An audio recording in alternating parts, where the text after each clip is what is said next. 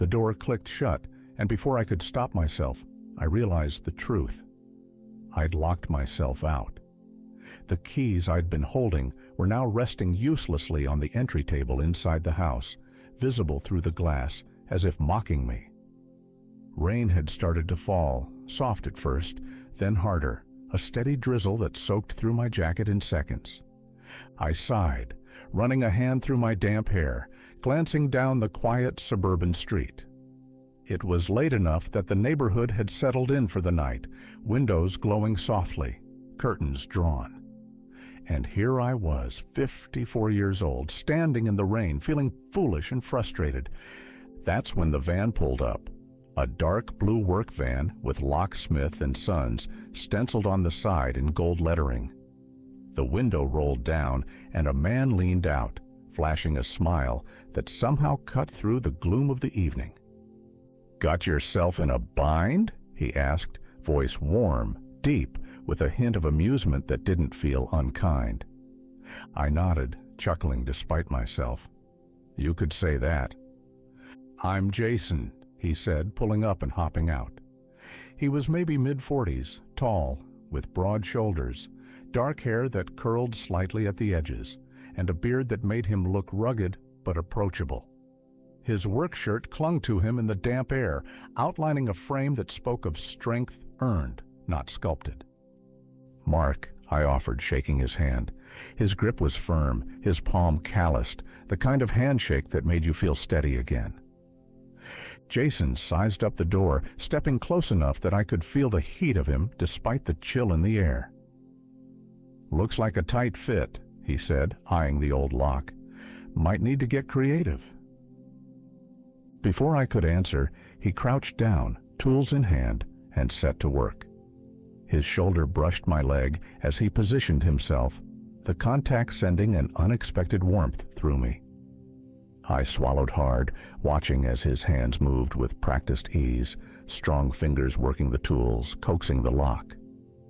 Hey, if you're here and feeling the vibe already, hit like, drop a comment, and subscribe to support these stories and help more people find them. It means the world, and it keeps us going. Thanks for being here. Rainwater trickled down the back of my neck, but I barely noticed. All I could focus on was Jason.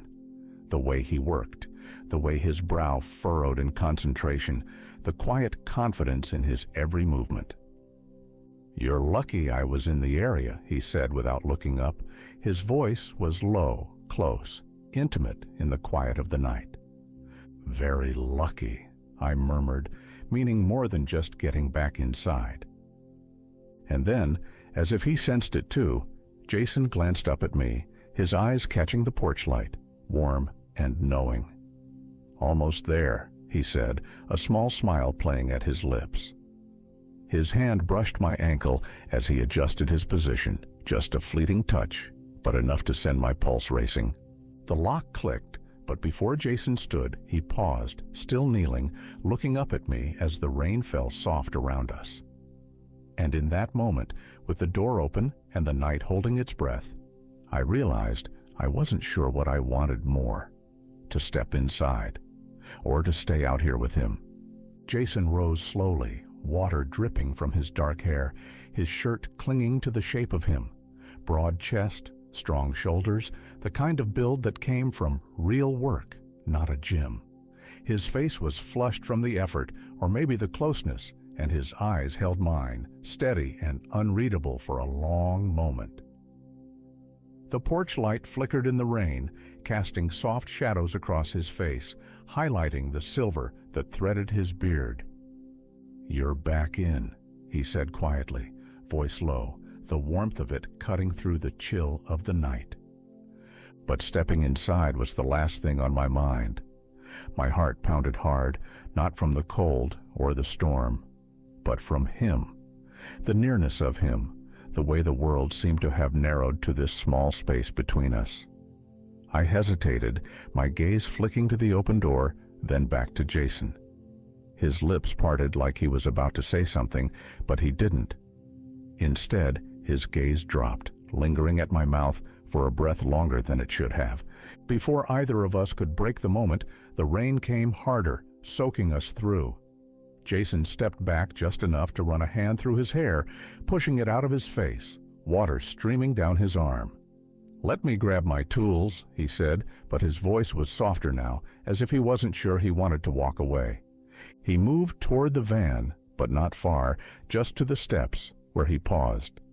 I saw the rise and fall of his chest, the tension in his shoulders. Without thinking, I stepped after him, drawn by something I hadn't felt in years, a pull stronger than common sense, stronger than the cold. "Jason!" I called, my voice catching on the storm. He turned, rain dripping from his beard, his eyes searching mine as I closed the space between us. I reached out, fingers brushing his forearm, feeling the heat of him beneath the damp. His skin was rough from work, but the way his hand found mine was anything but. His grip was firm but careful, his thumb tracing slow along my knuckles in a gesture that sent a rush of warmth through me. "I don't usually," I began, but the words tangled.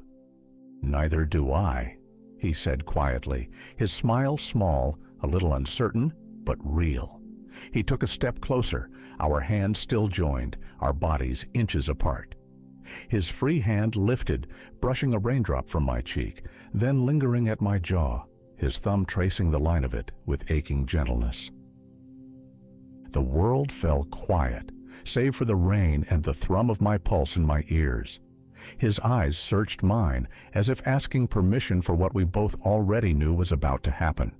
And when he leaned in, it felt inevitable, like the storm, like the night itself had conspired to bring us here. His lips met mine, tentative at first, soft and questioning. When I didn't pull back, the kiss deepened, fuller, warmer, chasing the cold from between us. His hand slid to the back of my neck, fingers threading through my hair, drawing me in.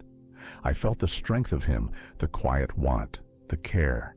His body pressed lightly to mine, solid and steady, grounding me in the moment. The kiss lingered, unhurried, as if we had all the time in the world. When we parted, his forehead rested against mine, our breaths mingling, warm in the night's chill. His thumb brushed over my cheek again, slow and sure. "You okay?" he murmured, his voice rough with feeling. I nodded, my heart still racing. More than okay. Jason smiled, the kind of smile that felt like sunlight breaking through the storm. And though the door stood open behind us, neither of us moved toward it. Not yet. The night wasn't done with us. The rain softened to a steady patter, drumming a rhythm on the porch roof, as if urging us to linger in this fragile moment. Jason's hand stayed at my cheek, his thumb tracing slow, gentle lines along my skin, like he was memorizing the feel of me. His other hand still held mine, fingers warm, steady, grounding me in a way I hadn't known I needed. "You're shivering," he said softly, but made no move to step back. His forehead still rested against mine, our breaths mingling in the small space between us. His eyes searched mine, and there was nothing hurried in them, only care, only want, only the quiet question of what came next. "I should go inside," I said, but the words felt hollow, untrue. I didn't want to move, didn't want to break whatever this was that had wrapped around us like the storm. Jason's lips curved into the smallest smile, and he shook his head just slightly. "Not yet," he murmured, his voice low, roughened by the moment. "Let me warm you up first." And then his mouth was on mine again, firmer this time, the kiss deeper, full of the heat that had been building between us since the moment he stepped onto my porch. His hand slid from my cheek to the back of my neck, fingers threading into my hair, pulling me closer. His body pressed to mine, solid, sure, warm against the chill of the night. My hands found him too, one at his waist, feeling the strength there beneath the damp fabric of his shirt, the other rising to his chest, feeling the steady thrum of his heartbeat beneath my palm. His shirt clung to him, rain-soaked and thin, and I could feel the heat of him, the shape of him, the quiet tension in his muscles as he held himself in check. The kiss slowed, softened, his lips lingering on mine as if he couldn't bear to break contact. When he finally drew back, it was only by a breath. His eyes met mine, dark with feeling, with want, but also with something gentler, something that made my chest ache in the best way. "You don't have to be alone tonight," he said quietly, his voice a promise, an invitation. His thumb stroked along my jaw, his hand steady at the small of my back. "If you don't want to be." The door behind us stood open, warm light spilling onto the porch, but the storm beyond the porch light made the world feel far away. All that existed was Jason, his closeness, his care, the strength of his touch, the truth in his gaze. I didn't answer with words. I didn't need to. I stepped into him, closing what little space was left, my head resting against his shoulder, feeling the solid comfort of him, the shelter he offered. His arms came around me, holding me close, and I let myself be held, let myself want, let myself believe in the warmth of him just for tonight. The rain fell steady, the world beyond the porch forgotten. And in his embrace, I found something I hadn't realized I was searching for: the simple, undeniable peace of not being alone. Jason's arms around me felt like shelter, the kind I hadn't realized I'd been aching for until he gave it. The storm outside softened to a steady beat against the windows, the sound of rain filling the quiet between us.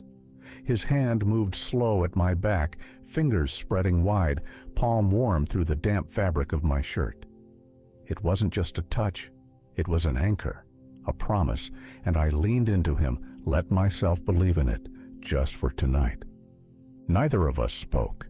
The moment didn't need words. His other hand came up, brushing my hair back from my forehead, thumb grazing my temple, his breath warm against my cheek. I could feel the strength of him in the way he held me, but more than that, I felt the care, the quiet patience of a man who knew how to take his time.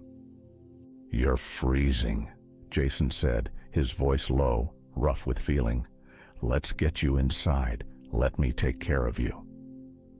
I nodded, unable to find words that could match the rush of emotion tightening my throat. He guided me toward the door, his hand steady at the small of my back.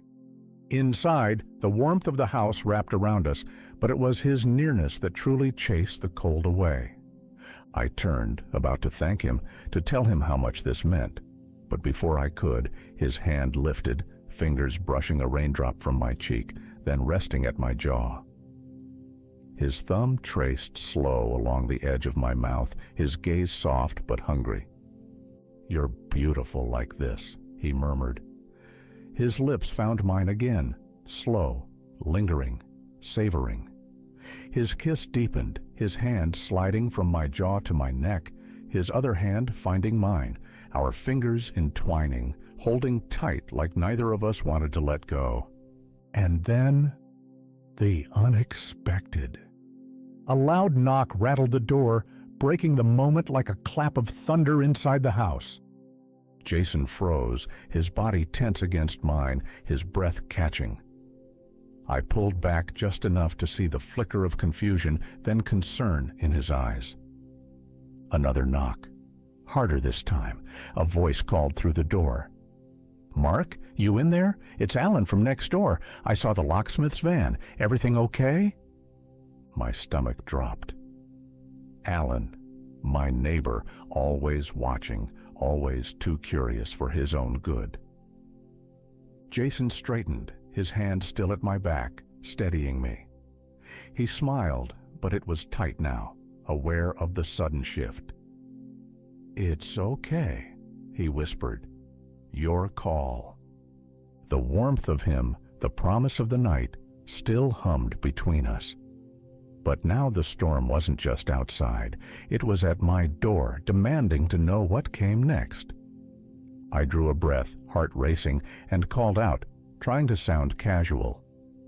"Hey, Alan. Yeah, all good. Got locked out. Jason helped me. Thanks for checking in."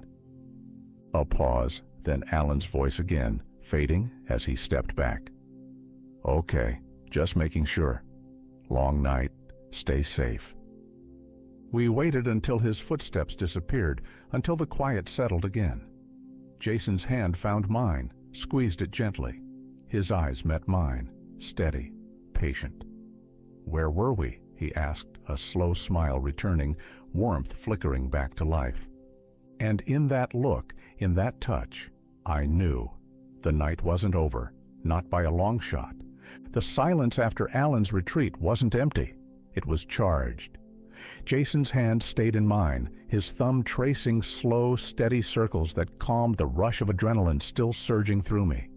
The house felt warmer now, but that was nothing compared to the heat that simmered between us, heightened by the interruption, sharpened by the fact that we'd come so close to being seen. "Sorry about that," I said finally, my voice low, rough with emotion I couldn't quite name. "Alan means well, but he's always around, always watching." Jason's gaze softened, but there was a spark in his eyes too, a flicker of amusement, of understanding. "We all have a neighbor like that," he said. His thumb paused at the inside of my wrist, his touch grounding. "But he's not here now, and I'm not going anywhere unless you want me to." The way he said it, steady, certain, but still giving me the choice, made my breath catch. I shook my head, unable to stop the small, helpless smile that curved my lips. "I don't want you to go." That was all it took. Jason stepped close again, erasing the space between us, his free hand lifting to my face, his fingertips traced along my jaw, then behind my ear, brushing damp hair back. His thumb stroked slow along the edge of my mouth, and I saw the tension leave his shoulders, like he'd been holding his breath since Alan's knock, and now he could exhale. His eyes searched mine, asking the question without words. And when I didn't pull away, didn't look away, he kissed me again. This time the kiss was deeper, fuller, richer, with everything that had been paused at that door.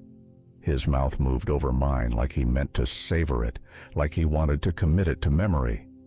His hand slid from my jaw to my neck, his fingers threading into my hair, drawing me in. My hands rose, finding his waist, feeling the heat of him beneath his damp shirt. He was solid, warm, and real, and I let myself lean into him, let myself want, let myself need. The world outside faded, the storm beyond the windows just a soft percussion to the music of our breath, our quiet sighs, the creak of the floor beneath our shifting weight. Jason's lips left mine only to trail slow along my jaw, down to the hollow beneath my ear, his breath hot against my skin. His stubble scraped lightly, sending a shiver down my spine. I felt his thigh press against mine, felt his arm slip around my back, drawing me close enough that I could feel the steady beat of his heart against my chest. "You can stop me anytime," he whispered, his voice low, roughened by want, but edged with care.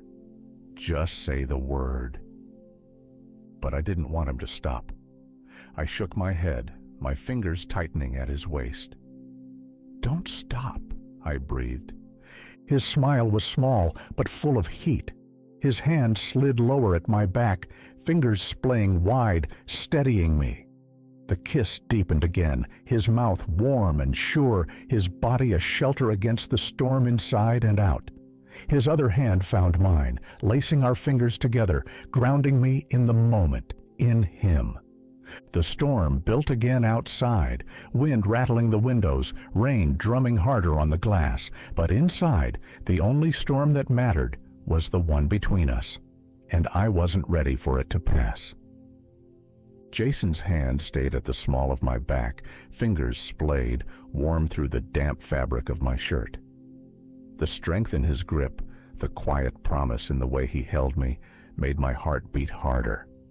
Not with fear, but with something I'd almost forgotten how to feel. Desire tempered with care. The kind that made you want to stay. The kind that made you believe. His lips found mine again, slower this time, unhurried, like we had all the time in the world. His kiss deepened, and I tasted the rain on him, felt the heat of his breath mingling with mine. His hand rose, sliding beneath the hem of my shirt, fingers brushing along my lower back, the touch sending warmth spiraling through me. His palm flattened against my skin, grounding me, steadying me in the rush of it all. I let my hands roam too, one at his waist, feeling the solid curve of his hip beneath the wet fabric, the other rising to his chest, feeling the steady thrum of his heart beneath my palm. His shirt clung to him, rain-soaked and thin, and I could feel the heat of him, the tension in his muscles where he held himself just enough in check. Every inch of him spoke of strength, but it was the gentleness in his touch that undid me. The storm outside roared again, thunder rattling the windows, but inside the world narrowed to the space between us, to the slide of his fingers along my spine, to the way his thigh pressed against mine, solid and grounding, to the way his breath caught when my hand slipped beneath his shirt, fingertips brushing the warm skin of his back. Jason drew back just enough to look at me, his forehead resting against mine, his eyes dark with want, but soft, always soft. His thumb traced the line of my jaw, his hand still at my back, holding me close. "I wasn't expecting this," he said quietly, breathless. "But I don't want to stop." "Then don't," I whispered, the words trembling with truth. His smile was small but full of heat, of promise. He guided me toward the couch, his hand never leaving mine, his other hand still at my back, steady, sure. We sank onto the cushions together, the room dim around us, the storm's music playing just beyond the glass. His body pressed to mine again, and the world fell away, leaving only him, the warmth of him, the strength, the care, the promise in every kiss, every touch. His lips found mine once more, slow and deep, his hand sliding beneath my shirt, splaying wide across my back, pulling me closer. My own hands explored in return, mapping the shape of him, the strength, the heat, the reality of him. The storm might have raged, but inside, in his arms, I felt safe, seen, wanted. And when we finally stilled, breathless and close, the storm outside seemed softer somehow, like the night itself had quieted just for us. The couch creaked softly beneath us, the storm outside a quiet hum compared to the rush of heat between us. Jason's hand stayed at my back, fingers splayed wide, his touch firm but tender as he held me close. His lips moved over mine with a care that made my heart ache. Not rushed, not greedy, just full of that quiet want that says, "I see you. I want you. I'm here."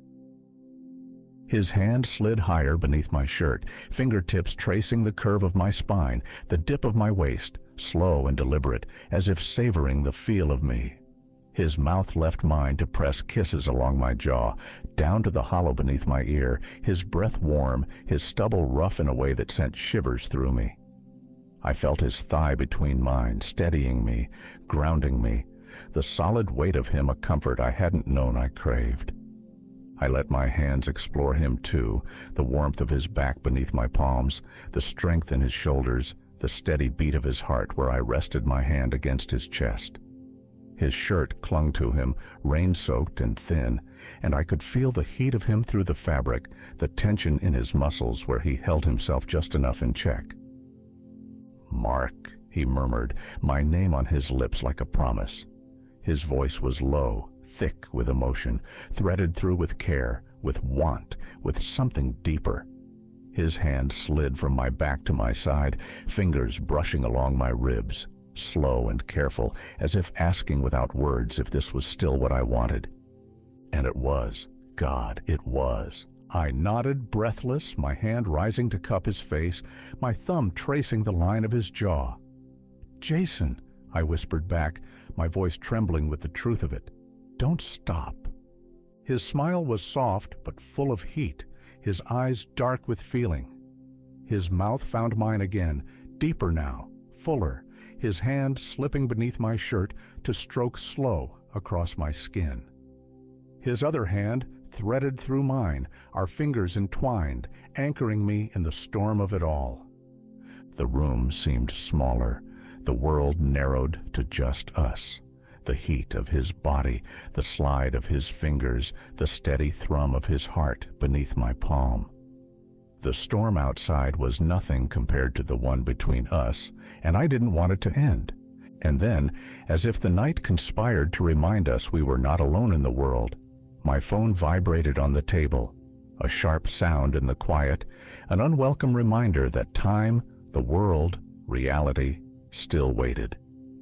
Jason stilled, his forehead resting against mine, breath warm and uneven. "Do you need to get that?" he asked, voice low, lips brushing mine as he spoke. But I already knew my answer. "Not tonight," I said. "Tonight's for us." And as the storm raged beyond the windows, he kissed me again, and I let myself fall deeper into him, into this moment, into the promise of what we'd found. The storm beyond the windows seemed to melt into the background as Jason's mouth found mine again, deep and sure, his kiss filled with everything we hadn't said, the want, the care, the quiet promise of this night that had turned into something neither of us had expected. His hand stayed at my back, sliding slow beneath my shirt, his palm warm, his touch steady. His other hand laced with mine, our fingers entwined, anchoring me in the moment, in him. We moved together, slow and unhurried, savoring the closeness, the heat, the feel of skin beneath fingers, the breath shared between kisses.